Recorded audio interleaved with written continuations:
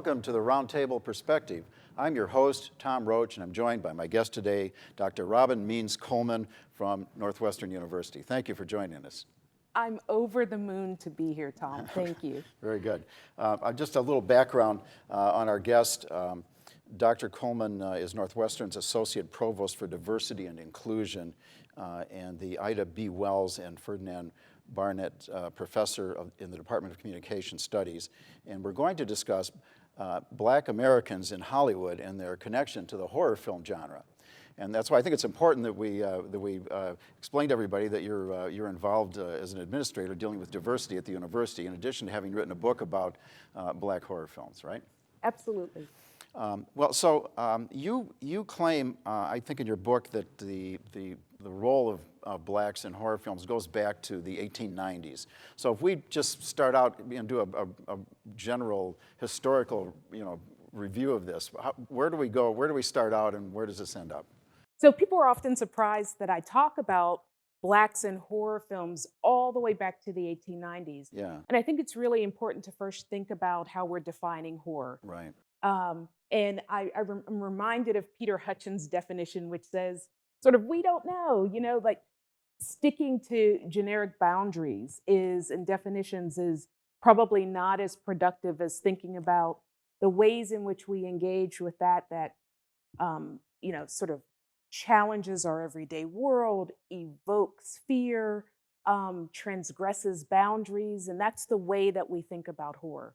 So if we think about it in that way, which is based on Isabel Pineda's definition, then there's a lot of things that become horror or horrific in our lives. Sure. For example, one of the earliest, what I describe as a horror film, are those ethnographic shorts. And one is really the hanging of African-American men in prisons.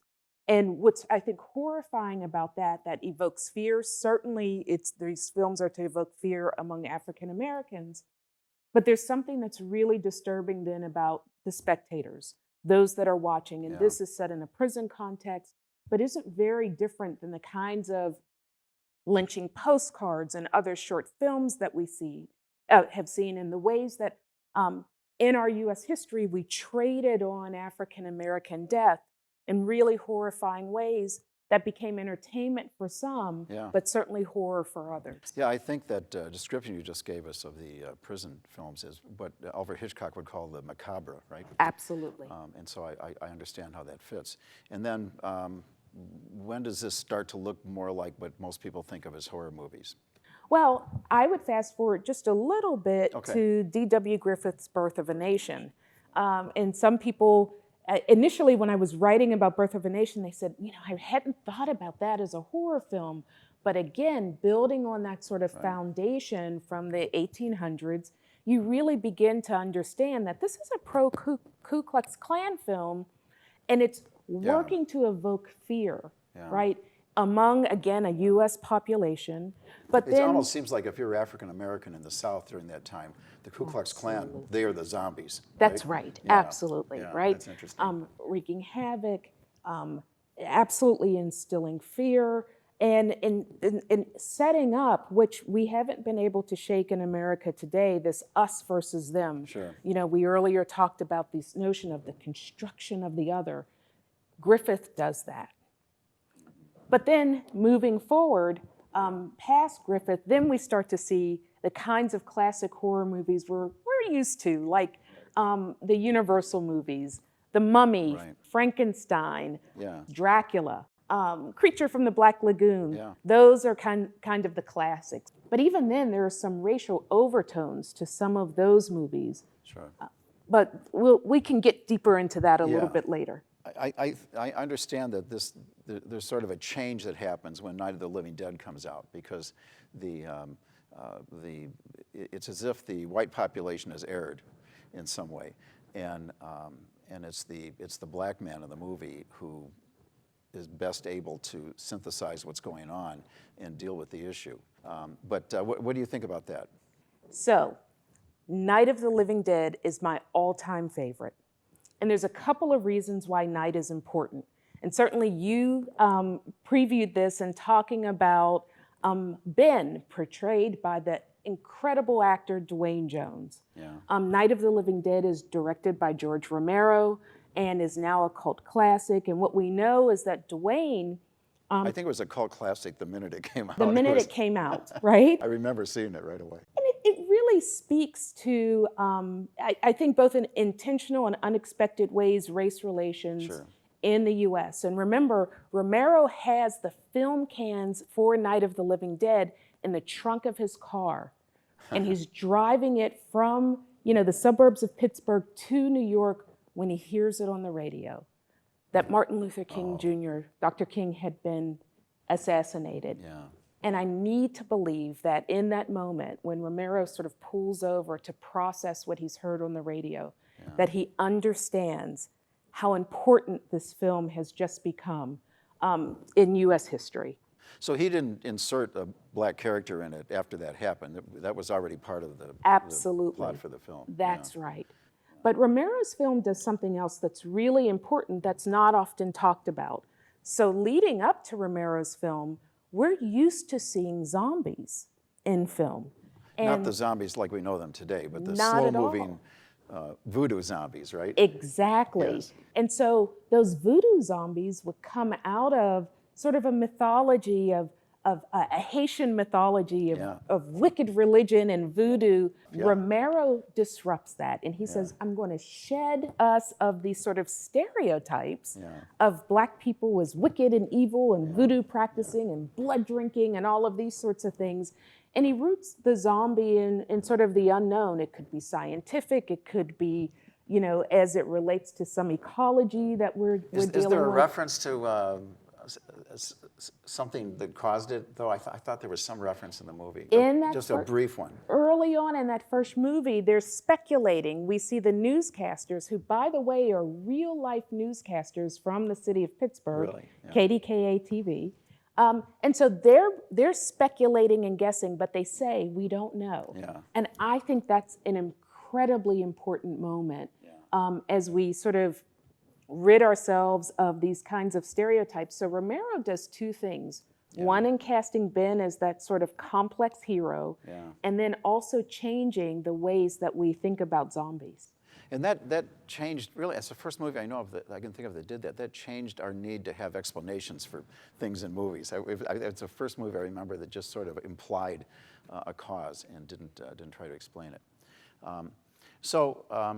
You were especially interested in this, I understand, because you grew up around Pittsburgh. And, That's right. Night of the Living Dead was filmed there, and you also lived near the shopping center where he later on shot Dawn of the Dead. Is that right? People say, so how did you get into horror? And for true horror fans, all I need say is Pittsburgh, Pennsylvania, and they get it, because that is absolutely the playground, the territory of George Romero and his costume and makeup artist, Tom Savini. Romero walked the halls of Carnegie Mellon University. I took classes there. And indeed, Dawn of the Dead was set in Monroeville Mall, where I spent much of my childhood sort of running around the mall. So for Pittsburghers, all of the Dead movies are in our DNA.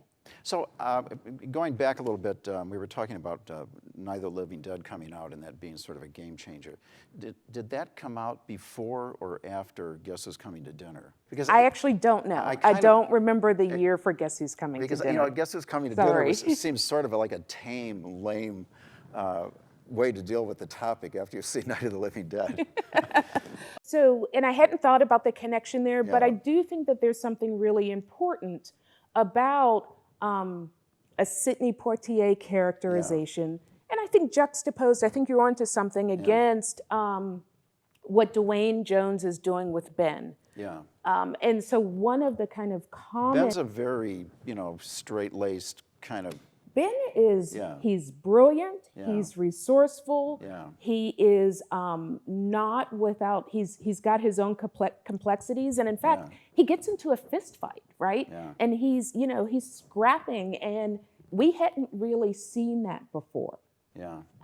And most importantly, Ben emerges, and we're used to this cliche of, the black guy dies first. Well, Ben doesn't die first. He lives well until the end of the movie and is really then lynched during the credits, which Yeah.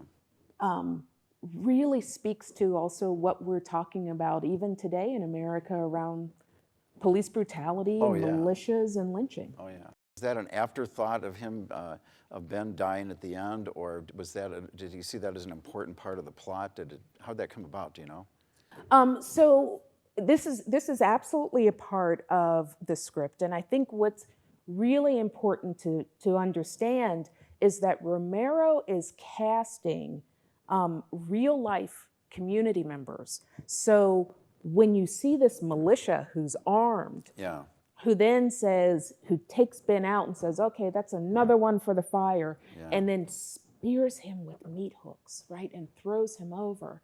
And they're holding, German shepherds.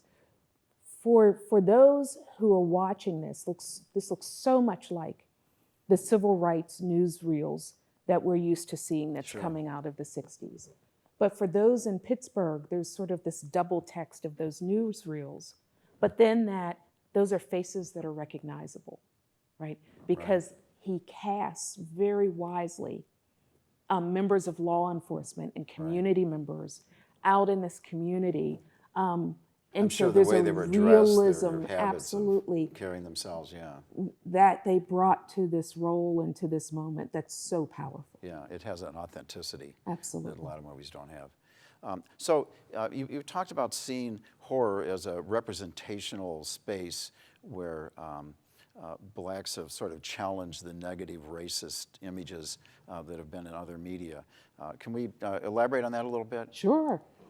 So one of the things I do in the book Horror Noire, which is why we're talking, Right. is that I talk about two kinds of horror films. One is blacks in horror film, and an example of that might be Bernard Rose's 1992 Candyman. So how do we know something is a blacks in horror film? And there may be a black character, there may be even a black storyline, but really the narrative, the histories, the experiences are driven out of something that's outside of blackness. Yes. But then there are blacks in horror film. And examples of that is everything, certainly from William Crane's Blackula to most recently what we're really excited about, which is Nia DaCosta's Candyman, which we're sort of affectionately calling Candyman 2021. Yes.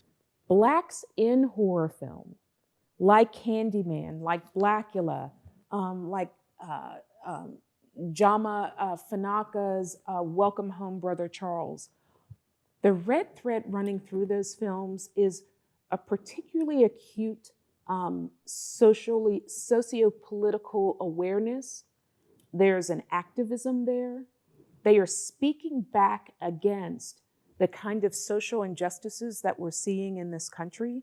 And so when we talk about social justice movements, these films are not just a part of that discourse, they're driving it. Yeah, it's interesting that you talk about this as a space where they can get at this, because I wonder if it isn't in some ways easier to approach these subjects because that's not what the movie's about, on the surface at least, right? Going back to Night of the Living Dead, right? It's a horror movie, right? But by the way, we're taking a different look at the races here, right?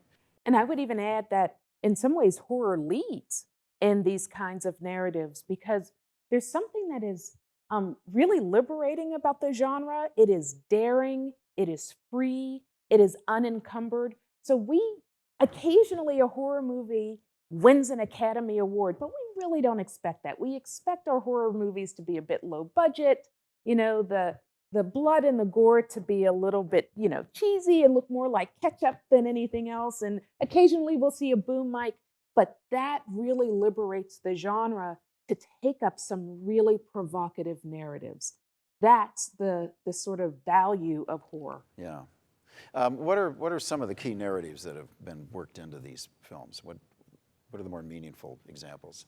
So, for example, there's a movie called Soul Vengeance, which is also marketed under another title, which is Welcome Home, Brother Charles.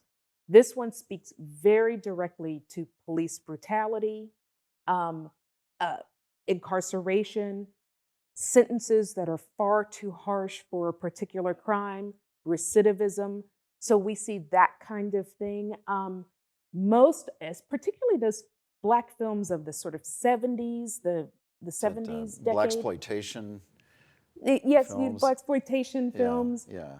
But some of those are really talking about or revealing the ways that drugs have infiltrated communities, the way that resources have been exploited and taken out of Black communities, police brutality. So those are the kinds of narratives that you often see these films taking up. Rusty Cundiff is a director, also happens to be from Pittsburgh, who does this very well in his anthology horror films, Tales from the Hood. How, and this is, I guess this is just speculation, but I just wonder what you think about this. How, what do you think the difference is between the way whites react to these themes and the way blacks are reacting to the themes? On the one hand, I suppose we're saying that it's sort of correcting the perspective of the white audience, perhaps, right? But is this sort of thinking things through out loud for the Black audience at the same time? What do you think about that? I think you're onto something. And the thing that probably, the film that may, now that you've introduced this, may get at this and be most illustrative is Jordan Peele's Get Out, which won an Academy Award. And so Peele's film is speaking to Black audiences. There's so many sort of cultural references there that Black audiences get that may not even be interpreted for white audiences. So he's speaking to Black audiences. But what's interesting about Get Out, and in my own research in this film, is the number of sort of white viewers. There's a character in this film. And this came out just about 2 years ago, That's right? Just a few years ago, yeah, right? Okay, go ahead. So there's a white woman in the film who's one of the co-stars, Rose, and a number of white viewers did not pick up on the fact that she would sort of be monstrous, that she would be evil. And so what's interesting is the Black viewers, they see her and they're like, oh, okay, this is going to turn badly for him. So they know. She's the source immediately. Interesting, yeah. That's right. So we guess we talked about this a little bit. What about African Americans behind the camera, right? Those that are writing the movies and directing them. What's going on with that scene right now? So a lot of people ask me about this, and they say, Robin, are we in a Black horror renaissance? Yeah. And I get it, because Black filmmakers are getting much more visibility, in great part because of what Jordan Peele was able to do. Mm-hmm. When you have a Black filmmaker like a Peele, like a Spike Lee, who particularly sort of goes mainstream, crosses over, then people get really excited. So the reason that I resist the Renaissance narrative just a little bit is that Black horror has been around for decades. Yeah. I mean, there's no way that you write a book that goes back to the 1800s without Black filmmakers contributing to the genre. Eloise Gist, Spencer Williams, Spike Lee, Sure. Oscar Micheaux have Did all Spike been, Lee do anything in the genre? He did. The Sweet Blood of Jesus, he remade Ganja and Hess. Okay, I haven't seen that. Okay, Very good. A faithful remake of Really? the film. Okay, I'll put it on And my remember, list. Ganja and Hess stars Dwayne Jones, who was Ben in Night of the Living Dead. And it really takes you a minute to say, my goodness, that's the same guy. That's what an incredible actor he is. I'll have to see that. You mentioned this being a bit of a renaissance right now. What about the other side of that? Is horror going to outlive its usefulness here? I remember, as a kid being terrified watching some of these movies just on a black and white TV, and now, I'm watching the big screen and it's in color and there's, the Dolby sound all around me, and I'm okay. So what? So I think not, and not just because I'm a fan of the genre, but also because what we're seeing is, let's go out of Black horror for a minute, but the continued love affair with Godzilla, with King Kong. So right there are these classic monsters. There are few films or television series that aren't reflecting on or inspired by Dracula. And so it's not the genre, but the genre does such a great job with these characters and the characters that they develop. Can you imagine a world without Dracula? Well, I'm glad there isn't a real Dracula, but not a world without him in film. Yeah. Um, so you started. You said you had an interest in this, of course, because you grew up in Pittsburgh, and you're an academic with a Ph.D. But did you feel comfortable writing about this as an academic subject? Was it hard for you to kind of get acceptance for what you were doing? Actually, it was this. This is a very short story. So I write about genres, and so we could sit here another day, and I could talk to you about the situation comedy, right? Okay. Which is a different book, another time. Yeah. But one of the things I've been doing over the decades is writing a book or a multi-volume book on the history of the NAACP and their involvement in media activism. And so I'm plugging away at this, sort of like my opus. And when I would take a break, I'd write about horror.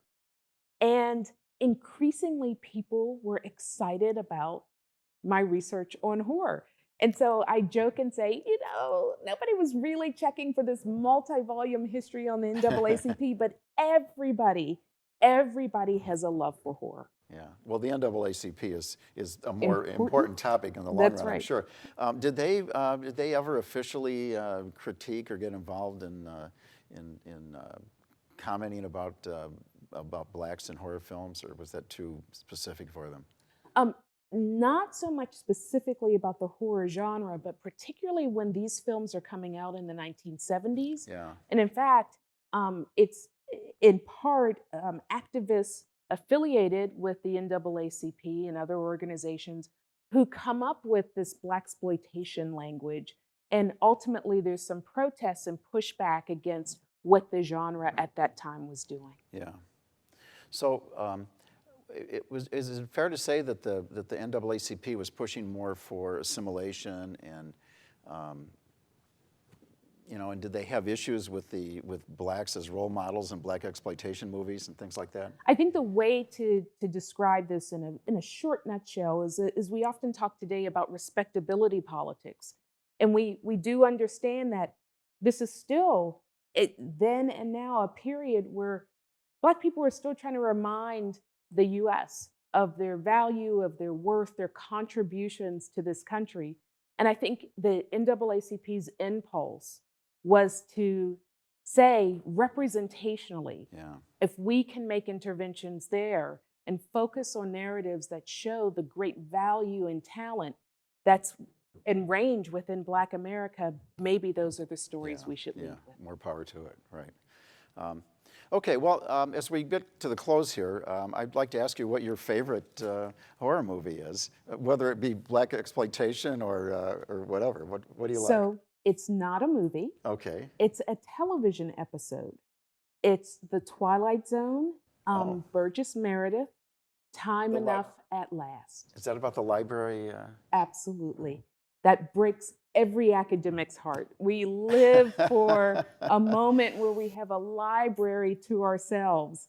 And as an eyeglass wearer, to have that ability to just spend time reading books taken away, that's a real horror story. It was in a very abstract but profound way, yes.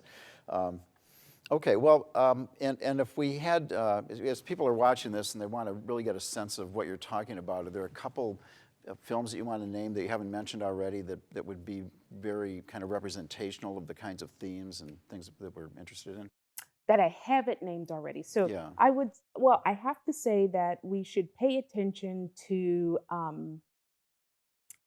the Nia DaCosta film that is coming out, which is an update of Candyman, to see what it looks like. It's important to talk about women in front of and Sure. behind the camera, and so that contribution is important. Casey Lemon's Eve's Bayou. So not all horror is blood and guts and gore and sort of torture porn and slashing. So I would say Casey Lemon's Eve's Bayou, which is about a Black middle class family. There's a little magic and lots of love. I check that out. Okay. That's all the time we have for our program. I want to thank Dr. Coleman for joining me today on the Roundtable Perspective. I'm Tom Roach. See you next time.